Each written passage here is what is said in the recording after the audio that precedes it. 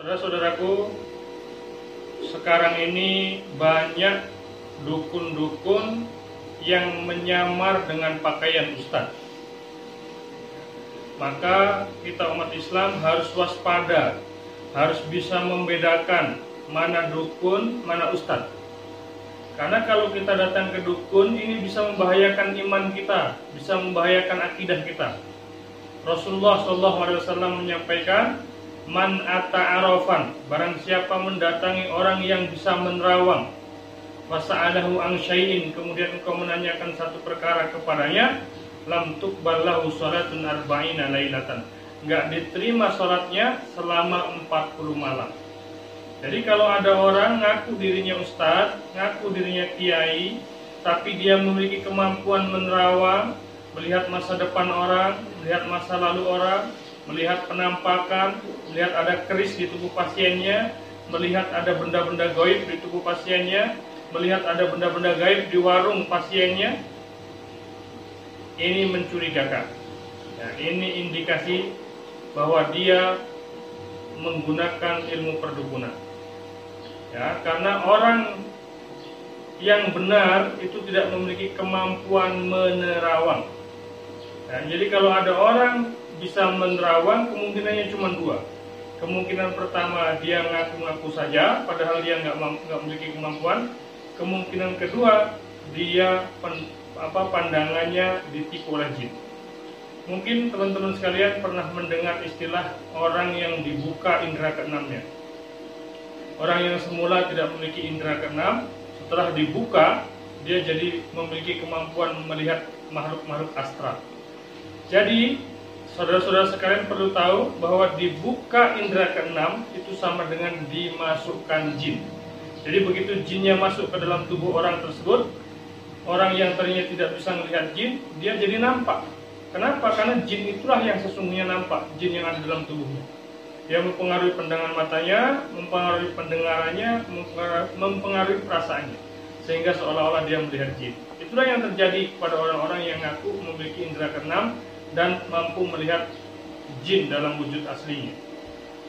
Ya, dalam hadis lain Rasulullah menyampaikan, man atakahinan aw arafan fasaddaqahu bima yaqul faqad kafara bima unzila ala Muhammadin. Barang siapa mendatangi dukun atau tukang terawang kemudian membenarkan apa yang diucapkannya, faqad kafara, dia telah dianggap kafir terhadap apa yang dibawa oleh Muhammad SAW. Oleh karena itu hati-hati, sekarang banyak ustadz-ustadz, ya, banyak dukun-dukun maksud saya yang menyamar menjadi ustadz. Dia menarik jin dari tubuh pasiennya dipindahkan ke batu, menarik jin dari tubuh pasiennya dipindahkan ke pohon, menarik jin dari tubuh pasiennya dimasukkan ke dalam telur. Ini cara-cara seperti ini namanya jeruk makan jeruk. Masukkan jin ke dalam jin, atau mengobati orang kena gangguan jin dengan menggunakan jin. Jangan tertipu, hati-hati, karena ini berkaitan dengan keselamatan akidah kita, dan ini berkaitan dengan keselamatan kita dunia sampai akhirat. Teman-teman sekalian, coba berikut saya sampaikan ciri-ciri seorang dukun.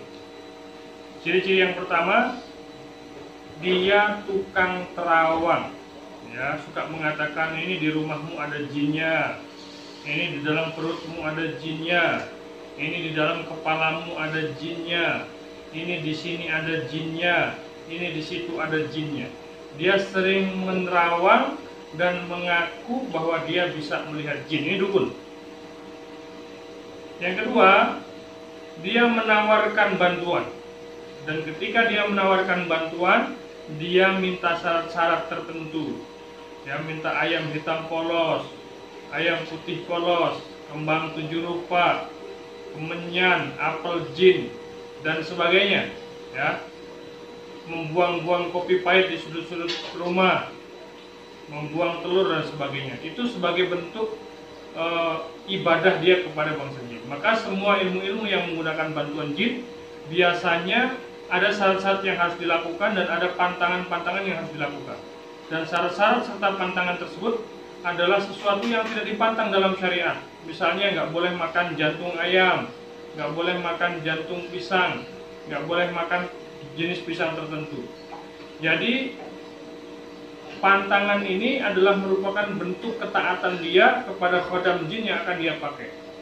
Nah, jadi sebenarnya jin itu nggak makan ayam, jin itu nggak makan kopi pahit, jin itu nggak makan serutu, jin itu nggak makan jajanan pasar. Adapun yang dikeluarkan itu oleh mereka itu hanyalah bentuk loyalitas dan ketaatan mereka kepada khodam yang akan digunakan. Ini ciri-ciri kedua. Ya. Ciri-ciri ketiga, dia memberikan benda-benda jimat-jimat, wafak, rajah, keris, gelang, kalung, cincin, batu akik sebagai pengaman. Ya, suruh selipkan di sini, suruh letakkan di sini, suruh tanam di sini. Ini fik. Kalau itu yang dilakukan itu adalah dukun. Ya, teman-teman mesti paham tentang hal ini. Kemudian yang ketiga, yang keempat, mohon maaf, dia menarik penyakit dari tubuh pasiennya, ya, kemudian dipindahkan ke binatang, ke ayam misalnya, ke kambing misalnya, atau dia tarik penyakit dari tubuh pasiennya, kemudian dimasukkan ke pohonnya langsung kering dan sebagainya. Ini namanya juga sama, jeruk makan jeruk, ngobatin sihir dengan sihir. Ya, nah masyarakat kita ini sekarang banyak tertipu karena menganggap bahwa ini katanya sihir putih, ini baca bismillah dan sebagainya. Ya, walaupun dia baca bismillah, ada mantra-mantra lain yang dia masukkan ke situ. Maka cara-cara dukun yang berikutnya adalah mereka talbisul haq bil batil, mencampurkan antara unsur hak dan unsur batil, digabungin jadi satu. Di satu sisi dia membaca bismillah, tapi di sisi lain dia membaca mantra-mantra lain. Di satu sisi dia membaca potongan ayat-ayat Al-Quran, tapi disambung dengan kalimat-kalimat batil yang lain. Ini mengundang jin.